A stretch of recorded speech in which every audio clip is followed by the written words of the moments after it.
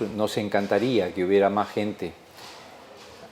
Nos hace recordar mucho las épocas anteriores en las que este auditorio estaba lleno, pero la pandemia y muchas cosas han hecho de que cada vez se vaya ralentizando la presencia de ustedes. Si bien esto puede ser algún factor a tener en consideración, pero consideramos de que aún siendo 4, 5 o 6 personas, cada uno de ustedes tiene el derecho y nuestro respeto para que podamos dictar estas charlas a pesar de el número reducido de los asistentes. Así que vamos a hablar un poco sobre el tema de cáncer de la mama, algunas consideraciones. Se le ha puesto este título, Pon el pecho, porque eso es lo que va a poner la mujer para hacer un estudio adecuado y de esa forma poder encontrar enfermedad si es que la hubiera, para darle el tratamiento oportuno y de esa forma evitar la muerte por esta enfermedad.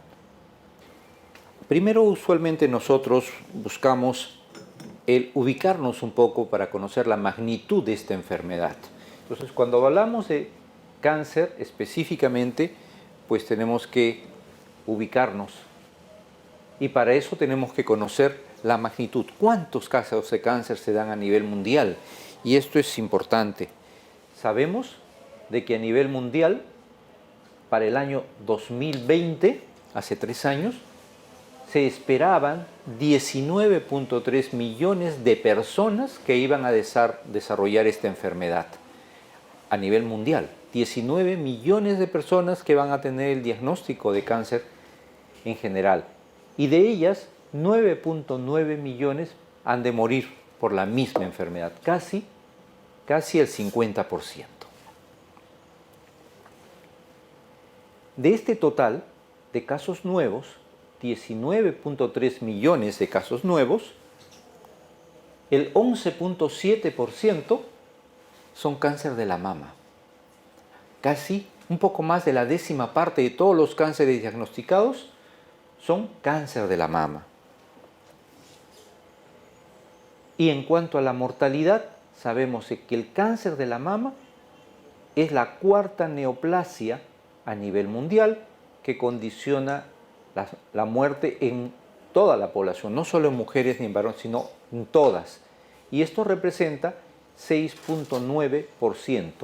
Es decir, de este total de 9.9 millones de muertes, 684.000 muertes se deben a cáncer de la mama. Entonces, esto nos ayuda a tener un poco la dimensión del por qué estamos hablando de cáncer de la mama, del por qué nos sentamos aún aquí para dialogar sobre este tema. En el Perú, 1 de cada 4 mujeres con cáncer de la mama ha de morir por esta enfermedad. Esto también me dice la importancia de ello, pero ¿cómo es que podemos dimensionarlo? Vamos a ver que en el Perú, para el año 2020, se esperaban 6.860 casos nuevos de cáncer de mama, que representa el 9.8% de todos los casos nuevos de cáncer, hombres y mujeres, que se van a dar en este periodo de tiempo. Acá vemos la mama y cómo va creciendo una tumoración. Y de este total de 6.860 casos nuevos, 1.824 han de morir por esta enfermedad en el mismo periodo de tiempo, y esto representa el 5.2% del total de muertes que se van a dar por cáncer a nivel Perú. Si nosotros queremos hablar del cáncer de la mama, tenemos siempre que conocer un poco la mama. Vamos a reconocer que la mama tiene esta característica. La mama es una estructura de aspecto cónico, como si fuera un cono, ¿no?, que tiene límite superior, el segundo arco intercostal, el inferior, el sexto arco intercostal, el borde interno, que viene a ser el borde externo del pectoral, del esternón, y el borde externo es la línea media axilar. Entonces, esto es el área anatómica de la mama. Pero también sabemos, aquí vemos la mama en un corte que está conformado por la piel, tejido graso, el tejido glandular y tejido conectivo que le da soporte a la mama. Estos son los componentes de la mama que son los que se van a ver afectados cuando existe algún desarrollo de alguna enfermedad. Y aquí vemos que del total de los casos de cáncer que se van a diagnosticar, hay algunas áreas de la mama que tienen una mayor probabilidad de desarrollar esta enfermedad, y vemos que el cuadrante superior externo es donde se presenta usualmente el 50% de todos los cánceres. Es decir, el cáncer no se ubica en cualquier lugar de la mama, tiene sus preferencias, y una de ellas es el cuadrante superior externo. Y el segundo lugar lo ocupa la región retroareolar, o sea, lo que está detrás del complejo pezón y areola. ¿Qué hace que una bella mama se transforme en una estructura que va a tener una neoplasia maligna, un cáncer? ¿Qué es lo que va a acontecer? ¿Qué es aquello que va a incrementar su posibilidad de transformación maligna? A esto le llamamos los factores de riesgo. Es decir, ¿qué características van a tener las mujeres para tener mayor o menor probabilidad de desarrollar cáncer? Porque no todas las mujeres tienen la misma probabilidad. Y vamos a ver que entonces los factores de riesgo los dividimos en dos grupos. Aquellos que no podemos modificarlo por nada, les llamamos los no modificables. Y aquí vamos a tener varias, como por ejemplo el ser mujer.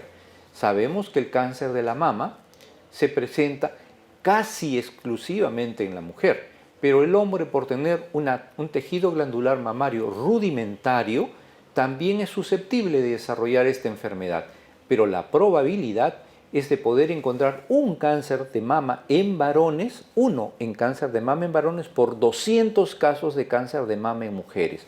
O sea, la posibilidad es bastante baja. Conforme va aumentando la edad, también se va incrementando el riesgo, pero como decimos aquí son no modificables. ¿Qué significa esto? Que nadie, bueno, ahora hay muchos que ya están cambiando estas circunstancias, pero lo usual, lo fisiológico, lo normal es que se nazca como mujer y se muera como mujer, igual que el varón, ¿no? Hay un reloj irreversible que es el reloj de la edad. Nadie puede borrarse años, salvo que vayan a un municipio amigo y les dan una nueva partida, pero en realidad el envejecimiento es el mismo. Nadie puede cambiar los caracteres genéticos, nadie puede cambiar el antecedente familiar, si algún familiar tiene cáncer de mama, estómago, colon, etc., o si ha tenido alguna lesión supuestamente benigna o alguna con irregularidad, como vemos aquí, una hiperplasia o aumento de la cantidad de células con algunas características no normales, a esto le llamamos hiperplasia atípica, o si la paciente ha recibido radiación previamente. Y aquí habían dos variables clásicamente también que sabíamos que no se podían modificar y que juegan un rol importante en el desarrollo de cáncer, y esto es el inicio de la menstruación en edades tempranas, antes de los 13 años, inclusive a partir de los 10 años, y la menopausia tardía. Lo ponemos aquí con otro color porque estamos viendo que en la actualidad, bajo determinadas condiciones, esto se puede modificar.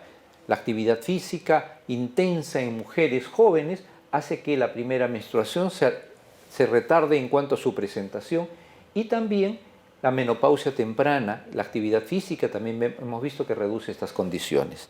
Entonces, estos son los factores de riesgo no modificables. ¿Cuáles son los factores de riesgo modificables? Vamos a ver aquí qué podemos modificar. Podemos modificar las recomendaciones en cuanto al uso de los anticonceptivos orales, el uso de la terapia de reemplazo hormonal, o sea, el manejo hormonal.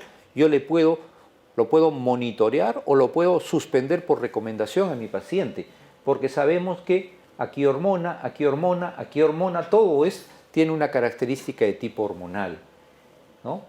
El sedentarismo, que es la combinación de inactividad física y el consumo de alimentos que incrementen el riesgo de desarrollar cáncer, el consumo de alcohol, el consumo de tabaco, y la obesidad, y sobre todo la obesidad que se gana en la posmenopausia, es decir, después de la última regla, si la paciente gana peso, esa ganancia de peso en la posmenopausia incrementa el riesgo de desarrollar cáncer de la mama. Aquí vemos la dimensión en cuanto a los factores no modificables. La mujer, un riesgo notablemente alto comparado con el varón. Otra condición interesante, ya les dije, es la edad. A mayor edad, mayor riesgo de desarrollar cáncer de la mama.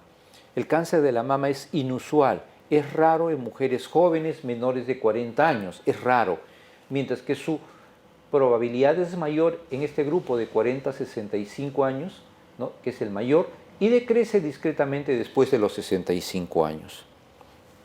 Otra condición, el aspecto genético, algunas alteraciones genéticas que se pueden heredar de madre a hija o de padre a hija y que están ligados, por ejemplo, a este gen. Es un gen que nosotros le llamamos el gen del cáncer de la mama, en inglés se le llama breast cancer, breast en inglés, mama, breast cancer tipo 1, tipo 2, o coloquialmente en medicina le decimos el BRCA1 y BRCA2. Es importante conocer la historia familiar, saber si la mamá, la hermana, la abuela tuvieron alguna forma de cáncer, y dentro de ellas obviamente es de vital importancia el saber si hubo cáncer de la mama, cáncer del colon, cáncer de endometrio, cáncer de ovario, aquellos cánceres que pueden tener algún grado de afinidad en cuanto a la mutación genética y que ésta pudiera ser heredable. Y otra característica que hemos dicho como no modificable, la menarquia temprana antes de los 12 años y la menopausia tardía después de los 55 años. ¿Qué genera esto? ¿Por qué es un factor de riesgo? Porque las hormonas van a estimular la proliferación celular a nivel de la mama. Y esta proliferación celular a nivel de la mama va a depender del estímulo continuo por los estrógenos. Por lo tanto, si una mujer inicia su primera menstruación en edades tempranas, menarquia temprana, y su última regla es tardía, tiene un mayor periodo de tiempo en el cual va a estar sometida a los estrógenos que produce la misma mujer, y estos estrógenos que no se vean interrumpidos por ningún embarazo o por la lactancia, tienen un riesgo alto de desarrollar algún tipo de neoplasia maligna. Aquí vamos a ver en cuanto a los riesgos, fíjense, en cuanto a las tasas de incidencia y mortalidad. ¿Qué significa esto?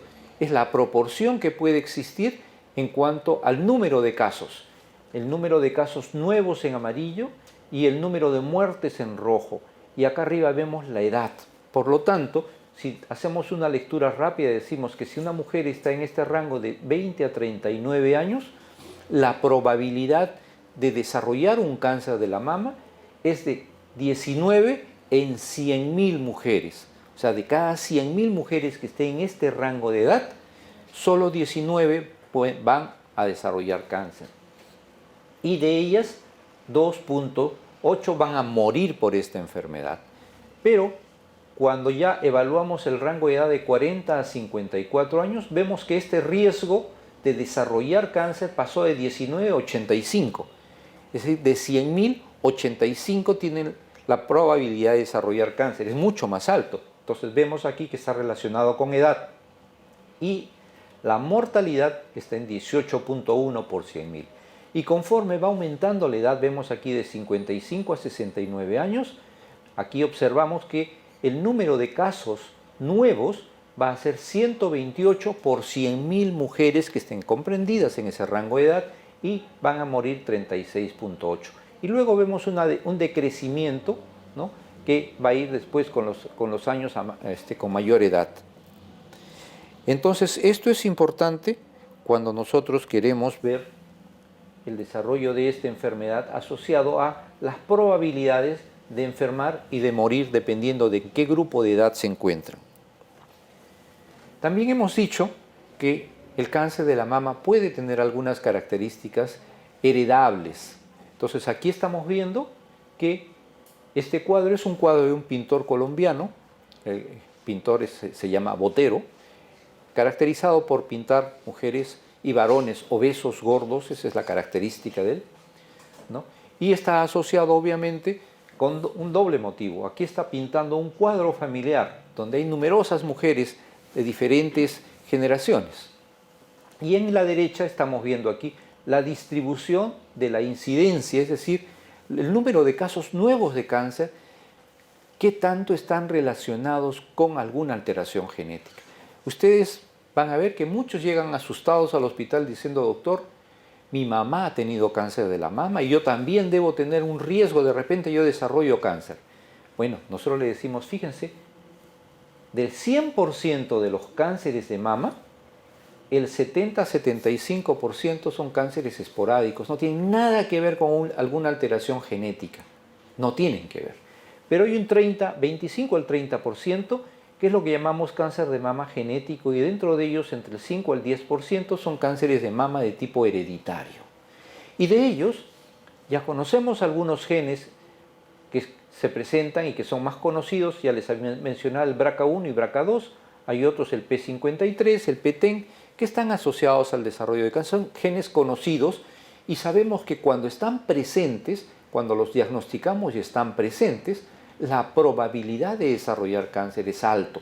¿Por qué? Y de ahí viene el otro concepto, que estos genes tienen una alta penetrancia, es decir, tienen una alta probabilidad de expresarse condicionando, generando enfermedad. Pero también hay otros genes que no siempre se expresan, pero si están presentes aumentan la probabilidad, no tanta como el BRCA1 y 2, pero incrementan el riesgo, y aquí vamos a encontrar lo que llamamos genes de baja penetrancia o genes de moderada penetrancia. Son algunos genes que van a regular el metabolismo, por ejemplo, de las hormonas. No siempre están presentes, pero estos pueden llevar también a incrementar el riesgo porque están asociados a la regulación de los niveles hormonales en la mujer. La obesidad. La obesidad, vamos a ver que hay dos momentos de obesidad. La obesidad premenopáusica, es decir, antes de la menopausia, y la obesidad en la posmenopausia. Cuando hablamos de la obesidad premenopáusica, tenemos algunas características. Una, que tal vez reduce discretamente el riesgo de cáncer de mama porque está asociado a ciclos sin ovulación. No hay ovulación y por lo tanto no hay un riesgo de producción hormonal. Pero además, la obesidad también me puede generar retraso en la detección de los tumores. ¿Por qué razón? Porque la obesidad limita la adecuada palpación, limita un buen estudio mamográfico. Por lo tanto, la obesidad es algo que nosotros tenemos que evitar. Hay que reducir la obesidad, ¿ya? Y esto como consecuencia también sabemos que en el tejido graso periférico existe una alta conversión de una hormona, de un estrógeno que es débil a un estrógeno mucho más potente y que puede actuar a nivel mamario. Entonces la obesidad en la premenopausia tiene estas características. En la posmenopausia, aquella que se gana el peso en la posmenopausia, es sobre todo esto. Se encuentran niveles más altos de estrógeno porque es en la grasa periférica donde se va a transformar ese estrógeno débil en estrógeno potente, y este puede actuar en la mama incrementando el riesgo o la probabilidad de enfermar y de morir. Otros factores que también juegan un rol importante son los factores modificables. Dentro de ellos tenemos aquí la dieta. Se ha visto que la tasa de mortalidad, de muertes por cáncer de la mama, está directamente relacionado con el consumo de grasas. A mayor consumo de grasas vamos a encontrar, porque esta es una relación directa, a mayor consumo de grasas, mayor número de muertes por cáncer. Sobre todo esto en los países occidentales y más desarrollados. ¿Por qué? Porque es en los países donde se consume un alto contenido de alimentos ricos en grasa. La grasa juega, por lo tanto, un rol muy importante. Pero la grasa tiene diferentes formas, diferentes características. Y se ha visto también que no todas las grasas son perjudiciales. Se han encontrado, por ejemplo, aquí las grasas monoinsaturadas y las poliinsaturadas. Para nosotros que conocemos algo de la parte de bioquímica, lo que nos está diciendo es que hay en la estructura de la grasa hay dobles enlaces. Si hay en toda su estructura un solo doble enlace, le llamamos monoinsaturada. Y se ha visto que estas grasas monoinsaturadas ayudan más bien a proteger o protegen contra el riesgo de cáncer. ¿Qué grasas son monoinsaturadas? Vemos aquí un modelo, el aceite de oliva. También se ha visto que las grasas poliinsaturadas, en su gran mayoría, también reducen el riesgo de desarrollar cáncer de la mama, pero no todas. Y existen 3 modelos o 3 formas de ácidos grasos poli o grasas poliinsaturadas. Y aquí ya estamos hablando de varios niveles de insaturación, o sea, hay varios lugares en toda la cadena de esa grasa que tiene dobles enlaces y van a estar dependiendo de en qué carbono, en el 2, en el 3, en el 6, etc. Entonces, basado en ello, se ha visto en cuál es el inicio de estos doble enlace, y si comienza, por ejemplo, en el carbono número 3, ahí se encuentra ese doble enlace, les vamos a llamar grasas poliinsaturadas, y la mayoría, el común los conoce como los famosos omega 3, porque están en el carbono 3. Y tendremos también el carbono 6, omega 6, tendremos el omega 9. Se ha visto que el omega 3 y el omega 6 reducen el riesgo de desarrollar cáncer de mama. ¿Y dónde están usualmente? De acuerdo a las descripciones, pero obvio, su consumo no es para ser exagerado, sino regular. Encontramos el aceite de girasol, el aceite de linaza, también encontramos muchos granos y semillas que también van a tener ello, y también el pescado. El pescado también contiene mucho omega 3 y que es útil porque ayuda a reducir el riesgo de desarrollar cáncer. En contraposición, tenemos aquí las grasas saturadas. Son aquellas grasas que no tienen ningún doble enlace. Todos sus puntos están saturados, por eso les llaman grasas saturadas. Y se ha visto que aquí hay un alto riesgo de desarrollar alguna forma de cáncer. Y estas grasas saturadas, ¿dónde están? Usualmente están en aquello que le llamamos el gordito de la grasa de los animales, ¿no? En la grasa del chancho, del ganado vacuno, ovino, todos ellos, esa grasa sólida, la grasa sólida o llamada también grasa saturada. Existen algunas grasas en el entorno, ¿no? Ustedes, por ejemplo, si les invito a consumir aceite de olivo, lo van a ver que está líquido. Pero hay algunos que la industria ha buscado cómo convertir eso y darle una utilidad. Ustedes no pueden echar el aceite de oliva, por ejemplo, al pan, ¿no? Pero sí pueden hacer con la mantequilla. Entonces, ¿cómo hacer para transformar esa grasa líquida en una grasa sólida? Pues se va a hidrogenar, se le va a agregar un componente de un hidrógeno. Y esta hidroxilación va a hacer que la estructura de la grasa que está así mirándolos se ponga de perfil. Y ese cambio de posición espacial es conocida como la posición trans. Y se ha visto que estas grasas trans, junto con las grasas saturadas provenientes sobre todo del reino animal, tienen un mayor riesgo de desarrollar cáncer. No solo de mama, sino cáncer de diferentes localizaciones. Pero, a pesar de estas evidencias y estudios que se han hecho en animales, todavía no se ha logrado establecer una causa-efecto directa en humanos. Todas estas apreciaciones se han visto y se han estudiado en animales, y es de difícil replicación en el humano, pero las evidencias están allí, así que es preferible las recomendaciones si hemos de consumir grasas siempre en proporciones adecuadas. No significa que no consumamos grasas saturadas, que están acá, estas que hacen daño, pero nos dicen que si los van a consumir, que sea en un bajo porcentaje. ¿Eso qué significa? De los requerimientos calóricos que nosotros vamos a tener, debe haber un máximo de 5 al 10% que provengan de este tipo de grasa saturada. Y el resto también se puede consumir, pero hay que tener ciertas limitantes. También podemos acompañar, por ejemplo, la vitamina C, E, los fitoestrógenos, que pueden representar algunos factores protectores. Aquí llamamos fitoestrógenos. Los estrógenos provenientes de las plantas, por eso es el fito.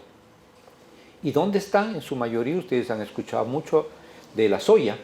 La soya también tiene componente de estrógenos provenientes de los vegetales, por eso se le llama fitoestrógenos. El consumo del tabaco, del alcohol y tabaco, por ejemplo. Aquí hemos visto de que el alcohol y el tabaco son compañeros fieles para desarrollar múltiples enfermedades. Uno de los parámetros que se tiene es evaluar cuál es la cantidad que nuestro organismo tiene para poder depurar el alcohol. ¿Qué tanto puede depurarlo? Y se ha visto que el tope máximo de depuración diaria es de 12 gramos diarios de alcohol. Pero, ¿cómo poder yo saber esa cantidad? Y la única forma de conocerlo es viendo cómo está su dilución en los diferentes preparados alcohólicos. Entonces, ¿será la misma cantidad, los 12 gramos, en el mismo volumen? ¿No? De repente un vaso de pisco comparado con una botella de cerveza en el mismo volumen, ¿serán iguales? Se ha visto que hay algunas formas de bebida alcohólica que tienen un mayor porcentaje de alcohol. Por lo tanto, no son similares, pero sí podemos encontrar sus equivalencias. Y decimos que esos 12 gramos de alcohol están contenidos, por ejemplo, en 12 onzas de cerveza. 12 onzas de cerveza. Y están contenidas en 5 onzas de vino. Y están contenidas en 1.5 onzas de alcohol tipo pisco. Estas tres son equivalentes y eso es lo máximo que se debe consumir. En el varón se recomienda no más allá de 1 unidad por día y en las damas no más allá de 2 unidades, porque esto incrementa el riesgo también a desarrollar no solo cáncer, sino de diferentes enfermedades. Y máxime si va acompañado de el otro asesino, que es el tabaco. Entonces tenemos que tener en cuenta ello para también evitar el consumo de alcohol y anular el consumo de tabaco. El uso de anticonceptivos orales también y la lactancia materna, se ha visto que los anticonceptivos orales durante mucho tiempo no se habían encontrado evidencias serias que nos digan que incremente el riesgo de cáncer. Por lo tanto, había una libertad en cuanto al uso de los anticonceptivos orales. No produce cáncer, no incrementa el riesgo, así que no hay problema. Si puedes evitar un embarazo y además no tener riesgo de cáncer, genial. Pero el uso y las costumbres actualmente han cambiado. Si antes una mujer consumía el anticonceptivo oral, lo hacía por un periodo corto y en edades probablemente que se casó a los 25 años y no quiere tener hijos por 2 años, entonces un periodo corto. Los usos y costumbres han cambiado y ahora las damas inician su relación sexual a los 15, 16, 18 e inclusive ahora se está discutiendo en el Congreso la edad mínima de matrimonio. Entonces estamos viendo de que el inicio de las relaciones sexuales se ha adelantado. Y el inicio de las relaciones sexuales se acompaña además del riesgo de embarazo y por lo tanto las damas comienzan a consumir el anticonceptivo oral desde muy tempranas edades.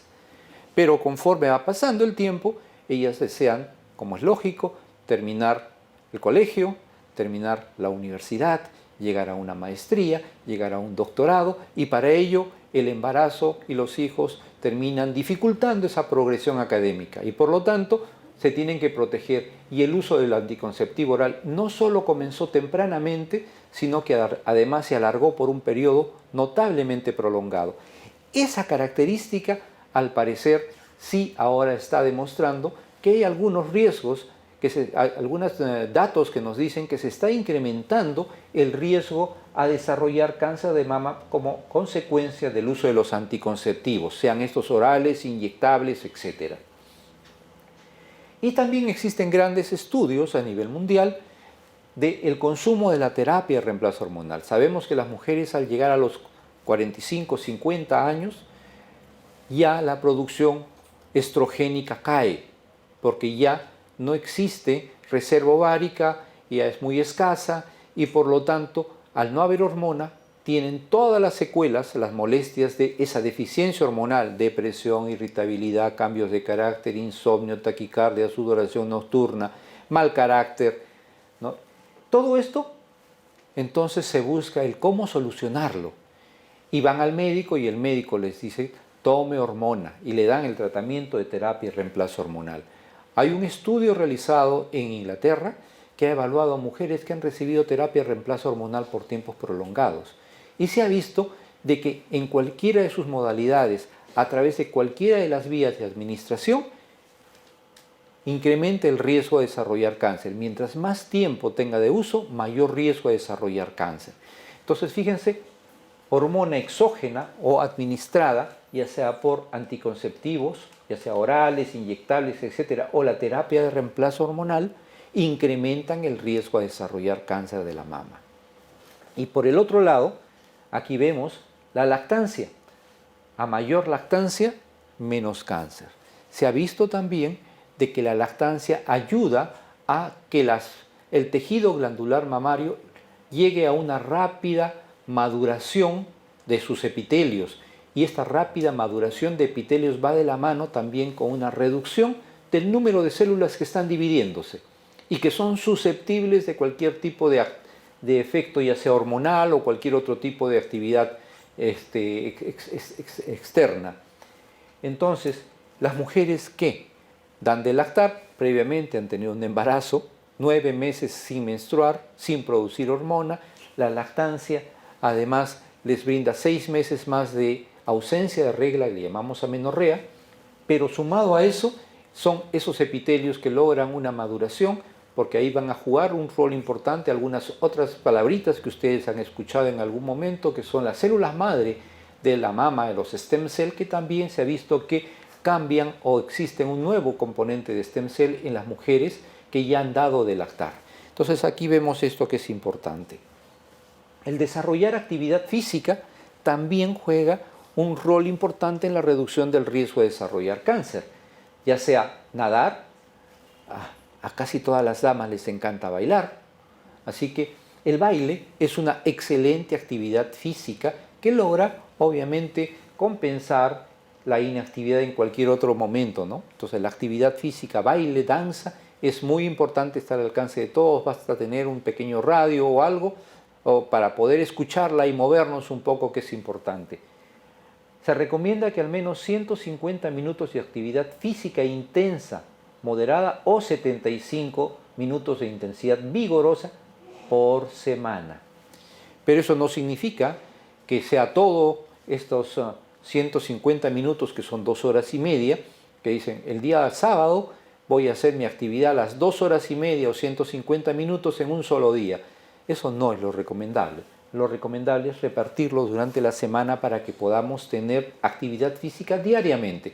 Y como no todo el día están bailando, ustedes pueden subir y bajar gradas, hacer algún tipo de estiramientos y también hacer caminatas cortas que permitan también mantenernos activos.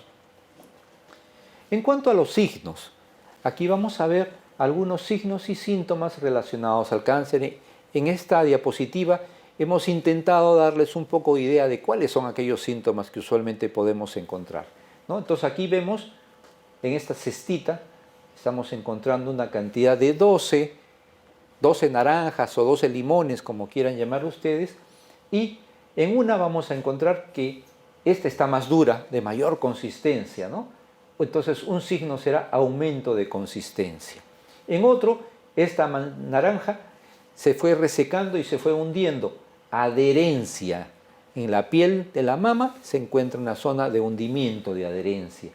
O en la misma piel de la mama encontramos algunos nódulos pequeñitos, nódulos cutáneos. Cambio de color, más rojo, que pueda estar asociado a un cáncer de la mama de tipo inflamatorio o por el lado benigno con una mastitis. Telarquia o secreción por el pezón, que puede ser secreción acuosa, hemática, serosa o con suero, o también puede ser secreción láctea, leche, que no siempre es normal porque no siempre se está dando de lactar, sino también existe secreción láctea anormal, producto de algún tumorcito a nivel cerebral, que puede llevar a un incremento en la producción de la leche y tener una descarga espontánea. Entonces también, pero sobre todo llama la atención, esto no son signos exclusivos de cáncer, pero son signos que nos pueden llamar la atención para que ustedes acudan rápidamente al médico. Si hay alguna ulceración o herida en la mama, que puede ser de repente una mastitis o una inflamación, pero igual hay que acudir al médico, la presencia de algún tumor o los hundimientos como puntitos en la mama, que le llamamos porque esto se presenta, vean ustedes la cáscara de la naranja, eso se presenta en la mama y a eso le llamamos piel de naranja. Las mamas se ven al espejo y encuentran que una mama es notablemente más grande que la otra, asimetría, o que el pezón está hundido, umbilicación del pezón, o algunas venas están un tanto dilatadas, dilatación venosa, o la presencia de alguna tumoración que hace relieve, una protuberancia. Entonces aquí tenemos algunos datos para poder tener una idea. Que es lo mismo que estamos viendo aquí. Aquí vemos la mama que está dividida en cuadrantes, como les he dicho, los superiores, los inferiores, los internos, los externos. Una prolongación de la mama es la cola de Spencer y la región retroareolar es todo el territorio de la mama. Y esto es más de lo mismo que hemos mencionado antes. Zonas duras, asimétricas, hundimientos tipo piel de naranja, retracción, que son algunos signos de alerta, no signos exclusivos de cáncer de la mama. A todo esto que hemos mencionado, entonces ahora le decimos, ¿y qué cosa hacer para encontrar la enfermedad? Y a esto le llamamos tamizaje, cuando la paciente está sana y quieres confirmar que está sana. A eso le llamamos tamizaje. Cuando una paciente tiene dolor, tiene molestia o hay alguna sensación de tumor, debe ir al médico, pero ese procedimiento le llamamos diagnóstico. Entonces, diagnóstico cuando hay síntomas y tamizaje cuando no lo hay. Entonces, ¿qué nosotros queremos? Que las mujeres vayan sin síntomas a hacerse su tamizaje. ¿Ok?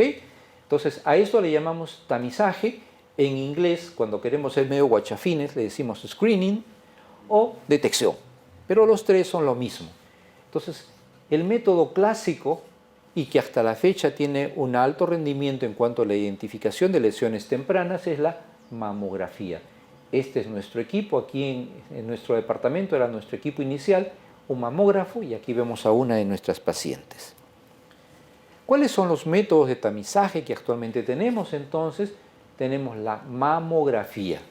La mamografía es el método adecuado, es un examen radiológico de la mama, se hace una radiografía de la mama y de esta forma se permite a nosotros obtener información. Si yo les digo a ustedes, fíjense en esa palmera que está allá afuera, todos van a voltear y van a ver la palmera, pero la van a ver porque aún teniendo un vidrio que está aquí delante, algo empavonado, pero les permite ver lo que está afuera, ¿cierto? Pero ¿qué sucede si como antes aquí había una cortina?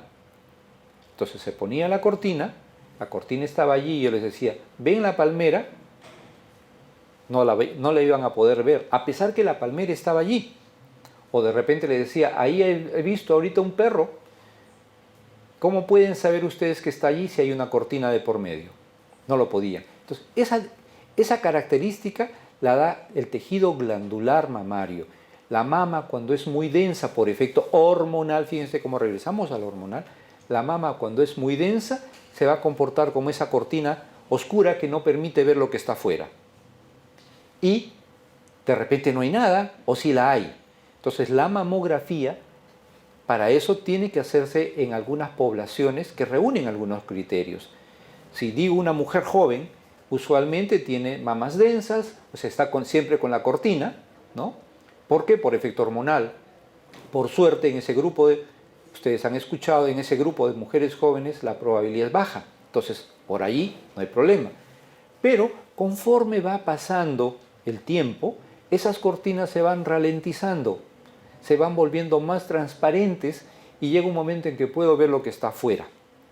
Y es por eso que decimos que la mamografía tiene sus mejores resultados cuando lo hacemos en las mujeres que ya no tienen un estímulo hormonal, que usualmente suele ser a partir de los 50 años. Pero como el cáncer puede comenzar a partir de los 40 o 45 años, entonces ahí hacemos una suerte de variación e insistimos también en mamografía que puede tener algunas características dependiendo de las recomendaciones de país a país. Pero la mamografía nos ayuda a encontrar formas de cáncer, pero es totalmente efectiva, siempre el 100%. Hemos visto de que de 100 mujeres que teniendo cáncer de mama, les hacemos mamografía, lo supuesto es que las 100 me digan hay cáncer, pero lo normal es que solo me digan en 80. O sea, es decir, a pesar de todo, no es un método totalmente perfecto, de tal forma que nos ayudaría mucho cuando ustedes vayan a comentar, cuando alguien dice, oye, me han hecho una mamografía y hace un año y me dijeron que todo estaba normal. Entonces alguien por ahí dice, anda, quéjate por negligencia, que esto es un error, que no puede ser, es imperdonable. Y encima la mamografía te la han hecho en el INEM. No se olviden que hay un 20% de mamografías que no van a encontrar el cáncer aún en presencia. Y eso se debe a algunas características biológicas del mismo tumor. Hay tumores, vamos a ponerle un nombre, hay tumores que suelen ser transparentes o invisibles. Y estos son esos que nos van a dar lo que llamamos también nosotros los falsos negativos. O sea, no hay nada, pero es una mentira, es un falso negativo. Pero eso está dentro del riesgo. Es por eso que para poder ayudar a la mamografía, no reemplazarla ni sustituirla, sino para ayudar a la mamografía, se pide la ecografía superficial de mamas, que nos ayuda a poder tener una mejor idea, una mejor información de lo que hay. Hay otro método que también ayuda, pero es costoso. Y cuando hablamos de tamizaje, decimos que la herramienta que vamos a utilizar debe ser de bajo costo, de fácil utilidad, que sea accesible, pero la resonancia tiene una buena sensibilidad diagnóstica, un poco mejor que la mamografía, pero esta mamografía aquí en el instituto, si es que no tienen CIS, tienen que pagar cerca de 60, 70 soles. Mientras que una resonancia magnética está en 300, 400 soles aquí, pero en la calle está en 600, 1000 soles. Entonces, no puede ser masificable, es costosa y solo se debe solicitar en casos específicos, cuando las mamas son muy densas, hay algo que justifique, entonces, y que la mamografía no pueda concluir, ni la ecografía pueda concluir, entonces recién en casos especiales pediremos resonancia magnética. Estos son los mecanismos de tamizaje o diagnóstico temprano, pero no todas las mamografías son iguales. Entonces aquí tenemos, por ejemplo, la mamografía, ya la moderna, la mamografía digital, aquella que toma la mamografía, y se acuerdan ustedes que antes decían, doctor, quiero mis placas, ¿no? Eso era con el mamógrafo antiguo, que le decíamos el analógico. Ahora la mamografía toma el estudio, inmediatamente la pasa a un software que la manda a una computadora. Ya no necesitamos placa. A eso le decimos la mamografía digital. Pero todo ha cambiado también. Entonces, aquí vemos una imagen de la mamografía digital, que es mejor que la analógica, pero sin embargo, no logra encontrar una lesión que está aquí. Entonces, ¿qué se hace?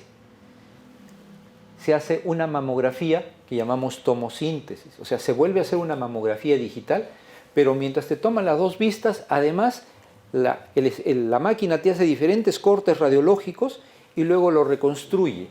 Mamografía en tomosíntesis, y aquí va a encontrar ya lesiones tumorales.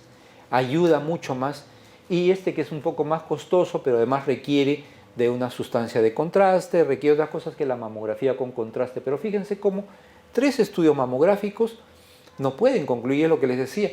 Si este método fuera el ideal y fuera perfecto, no tuviera ninguna falla, ¿para qué desarrollar las otras? ¿Sí? Pero estas que se han desarrollado es porque justamente hay una falla, hay un estudio incompleto.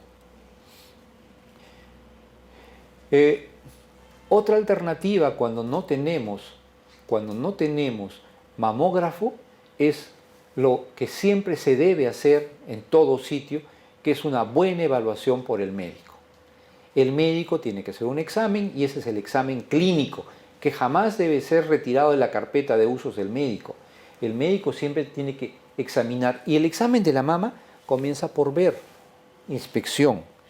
Y esta inspección me va a permitir ver las mamas de una posición estática, ¿no? Y ahí acopiar información que me diga qué hay, qué no hay, cómo lo veo, para luego compararlo con las otras vistas cuando ya le digo a la paciente, levanta los brazos, pon tus manos detrás de la nuca, ¿no?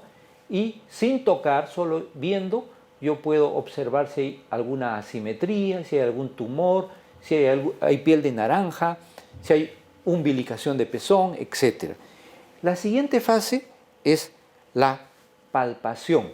Mi paciente está sentada y yo la voy a examinar. Aquí está, estoy aquí examinando a mi paciente, palpándole las mamas, y también le palpo las axilas, porque en las axilas puedo determinar si hay la presencia o no de ganglios. Y la última fase es la paciente en posición echada o en decúbito dorsal, ahí la vemos echada, perdón. Aquí vemos, la estoy examinando, a mi paciente le estoy palpando, ¿no? Y luego también estoy explorando el complejo areola-pezón para ver si hay alguna secreción de las que les he mencionado. Entonces, si reúno todos los conceptos que les he mencionado en cuanto a la frecuencia y los factores de riesgo y en los métodos de tamizaje, ¿qué es lo ideal para nosotros? Número 1, una alimentación apropiada, una dieta saludable. Dieta saludable que consiste en consumir alimentos, pero todos ellos balanceados, combinados de una forma equilibrada que permitan consumir carnes, sí, pero esas carnes con diferentes formas de preparación, sancochada, no usualmente ni que sea una continuidad fritas ni a la parrilla, sino carnes sancochadas, variar el tipo de carnes rojas, carne de res, carne de cordero, carne de cerdo, etc. Combinarlas, no les voy a hablar de carne de faisán ni de cosas que son extrañas para la gran mayoría de nosotros, pero sí, y además combinar esto con consumo de frutas y verduras, aumentar el consumo de frutas, aumentar el consumo de verduras. Hay grandes estudios que nos dicen que el consumo de brócoli, coliflor, lechuga, rabanitos, col de Bruselas ayuda a regular el metabolismo de los estrógenos y de esa forma reducir el riesgo de cáncer de la mama. Hacer actividad física y realizarse sus chequeos preventivos. Todo esto, ¿qué me va a conformar? Me va a conformar una estrategia adecuada para prevenir. Y si prevengo, voy a tener mujeres saludables y sonrientes, que no van a enfermar y que van a vivir felices, no solo ellos, sino también su familia, la sociedad. El Estado no va a invertir tanto en recuperar la salud, que es costosísimo, y sobre todo invertir con riesgos inclusive de ser una inversión infructuosa, porque el cáncer puede continuar y llevar a la muerte de la paciente. Así que ya saben, este es lo que yo quería traerles de manera muy resumida y muy práctica para ustedes. Espero que lo hayan entendido y si hay alguna pregunta estamos aquí para contestarlas. Una pregunta. Sí. Doctor, está hablando de los genes BRCA1 y BRCA2. ¿Eso se puede en una mujer, una muestra de sangre, determinar si tiene o no tiene, o es muy difícil su análisis? Es un estudio genético y es un estudio inicialmente costoso, porque primero se tiene que estudiar, o sea, hay varias formas de su estudio. Yo puedo cogerlo a usted una sola muestra, una sola célula, solo una, que usualmente se obtiene el raspado de la mucosa oral o en algunos casos también de la sangre. ¿Por qué? Porque se busca identificar una célula, cualquiera de su organismo, porque todas tienen el mismo código genético. Y luego llegar a ese código y comenzar a leerlo, como quien llega a una biblioteca y comienza: en este estante están todos los textos matemáticas, en este de economía, en este de medicina, y luego coger uno de ellos, porque yo quiero leer economía, pero quiero economía en poblaciones en desarrollo, cojo el libro, y luego quiero leer tal capítulo, y luego de ese capítulo quiero leer qué dice en este reglón. Eso es el estudio genético. O sea, yo cojo toda mi biblioteca genética, encuentro qué cromosomas son los que quiero estudiar o cuál quiero ver, luego cuál es el segmento, le llamamos locus, que yo quiero estudiar, y dentro de ellos encontrar si existe o no alguna alteración genética. Pero eso involucra estudiar todo mi gen, y eso tiene un costo. Eso usualmente lo hacemos cuando desconocemos la falla o la alteración genética en una paciente. Pero para poder hacer el estudio genético yo debo sospechar. O sea, no a toda paciente le voy a hacer el estudio genético, sino yo tengo que sospechar que puede tener una alteración genética. ¿Y cómo sospecho? Porque ahí sí le hago un estudio del árbol genético. La siento aquí y le digo: señora, ¿su papá y su mamá están vivos? Sí, están vivos, allá. Una rayita hacia arriba y luego aquí un circulito la mamá, un cuadradito el papá. La mamá está enferma. Mi mamá tuvo cáncer de mama. Ah, ok. Cáncer de la mama. ¿A qué edad? A los 54 años. ¿Está viva? ¿Está muerta? No, ya se murió a tal edad. Ya. y de ahí sigo, y su mamá, refiérame qué pasó con su abuelita, o sea, la mamá y el papá de su mamá, y uno sigue subiendo, y la mamá tuvo un cáncer de ovario, sí, pero cáncer de ovario con cáncer de mama tienen una mutación muy parecida. Entonces yo puedo seguir así, y cuando encuentro que hay 3 generaciones consecutivas con cáncer de mama, o cáncer de ovario, o cáncer de colon, o cáncer de endometrio, o hay otra característica, que alguna de los cánceres en esa generación fue a los 25 años, edad muy temprana e inusual, me hace sospechar. Si tuvo cáncer en ambas mamas, me hace sospechar. Entonces, en aquella que tiene cáncer en 3 generaciones, o tuvo cáncer bilateral, o tuvo cáncer en edades tempranas, yo sospecho, y allí recién comienzo a decir, a usted le conviene hacer un estudio genético. Porque si no, tendríamos que hacer el estudio genético a toda la población. Y en ese caso pongo mi laboratorio, porque sé que voy a ganar bastante plata. Pero lo lógico es hacer el examen a quienes realmente ameritan. ¿Y quiénes son los que son sospechosos? Entonces, si hay una paciente que tiene cáncer de la mama y tiene todas esas características, lo que se tiene que hacer es el estudio genético, ¿no? Pero ¿a quién le interesa saber si hay alteraciones genéticas? ¿A la paciente que ya tiene cáncer o a la descendencia de esa paciente que no tienen cáncer? Entonces, es la descendencia, las hijas, las que van a decir, mi mamá tuvo cáncer y mi abuelita también, mi bisabuelita también, y ella lo tuvo a tal edad, etc. Y yo quiero saber si tengo riesgo. Entonces, ya estudiaron a la mamá y ahora que me hagan mi prueba y van directamente a donde supuestamente está la mutación o la alteración. Y allí ven si está la mutación. Si está, me va a servir para hacer consejería genética.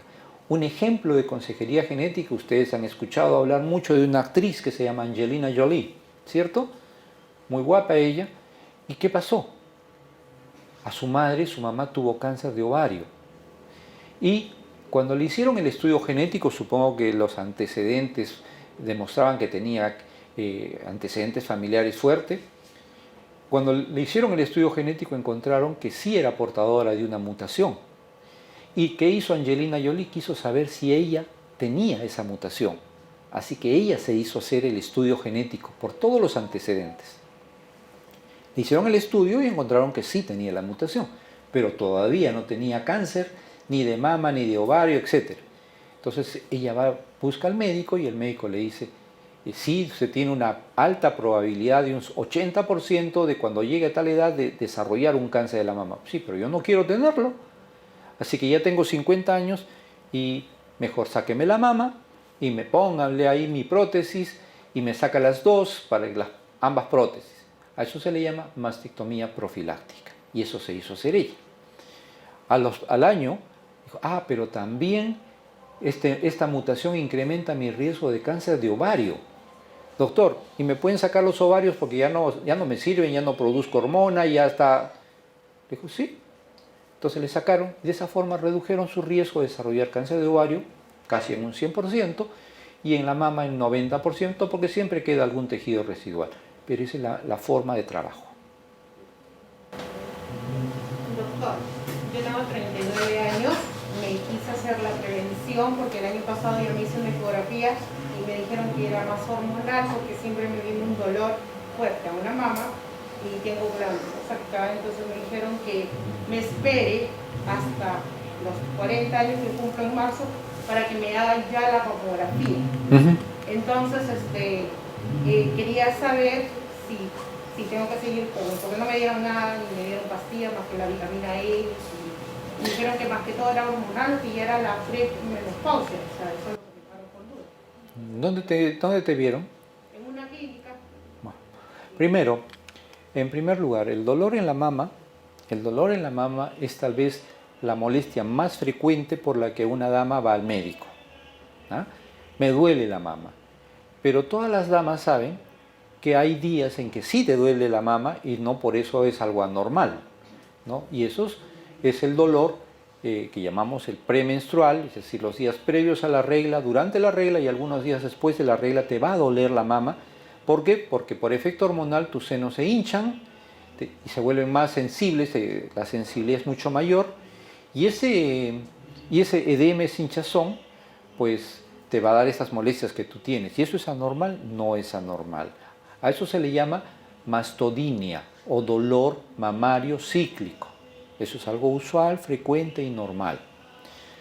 Lo otro es, sí, efectivamente, a tus 39 años hacerte una mamografía es lo que les he explicado, es como pretender ver algo que está atrás cuando tengo una cortina muy densa. No sirve. Y el riesgo de cáncer de mama en este periodo de tiempo es bajo. Entonces, si el dolor es intenso y no permite un buen estudio, una buena palpación que determine si hay o no algún nodulito, algún quiste, si no lo permite, entonces el mecanismo alterno es una ecografía superficial mamaria, que ayuda a ver si es que hay algo o hay quistes o no lo hay. Pero esa es la herramienta. Lo otro es que ya está demostrado que una buena forma de gastar dinero es consumiendo vitamina E. No sirve, no sirve. Pero a veces en otros lugares insisten en recetar vitamina E. La vitamina E puede ser un potente antioxidante, una vitamina, como su nombre le dice, un antioxidante, pero no ayuda en la maduración de los epitelios a nivel ductal. No sirve para eso. Entonces, si yo te voy a dar algo, que sea para lo que voy a brindar beneficio, no un colateral. Doctor, ¿podría explicarme la diferencia entre el triple negativo y el cáncer hormonal de mama? Ya. Cuando uno encuentra cáncer de la mama, lo clásico, lo de hace muchos años, consistía tan solo en saber si era cáncer o no. O sea, se miraba al microscopio y se decía, ¿es cáncer o no es cáncer? Y en base a eso se daba el tratamiento que se conocía hasta ese momento. O que era la cirugía, o que era la quimioterapia, cualquiera, ¿no? Pero cada vez hemos visto de que, aún dando quimioterapia, hay algunos tumores, un alto número de tumores que no responden y la enfermedad sigue creciendo. Entonces, ¿qué se ha hecho? Comenzar a buscar algunas peculiaridades del tumor para ver si se trataba solo de cáncer o de cáncer A, cáncer B, cáncer C, cáncer D, etc. Diferentes formas de cáncer y cada uno de ellos diferente historia y diferente avance o progresión. Me avisas cuando se corte el tiempo, ya me estás mirando mal. Entonces, ¿qué cosa llevó a ello?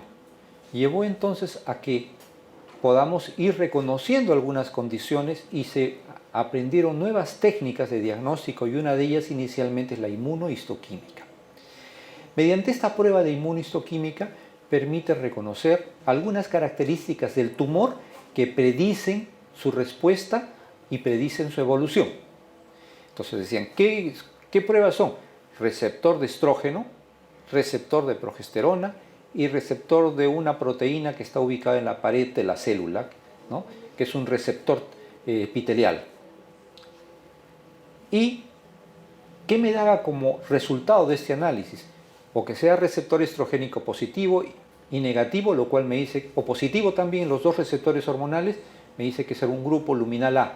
Qué bueno, esta paciente si le doy un manejo hormonal va a responder muy bien, y efectivamente responden bien. Si es que solo me expresa el receptor estrogénico, pero el progesterónico no, está bien, pero no tan bien, porque en algunas no responde al manejo hormonal.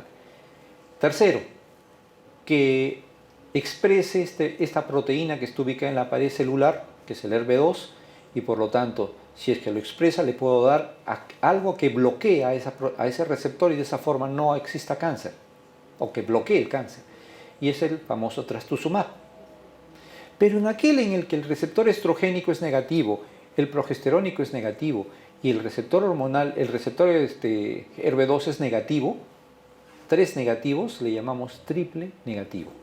Y ese es el único que en este momento es el candidato a recibir quimioterapia, porque en los otros ya tienen un manejo, ya sea con tamoxifeno, anastrozol, raloxifeno o por último aquí el Herceptin, etc. Entonces, eso es lo que permite esa diferencia. Una chiquita nomás, doctor. Las mujeres que no han tenido hijos, ¿son más propensas a tener cáncer? ¿Se habla? ¿Y cuál sería la prevención? Tienen un mayor riesgo. La prevención es que tengan hijos. Pero definitivamente la edad y todo ello tiene una mayor probabilidad de incrementar o elevar su riesgo. Bueno, les agradezco mucho porque ya aquí ya me están presionando, ya estoy hipertenso porque mire, ya viene la presión. Muchas gracias. Gracias.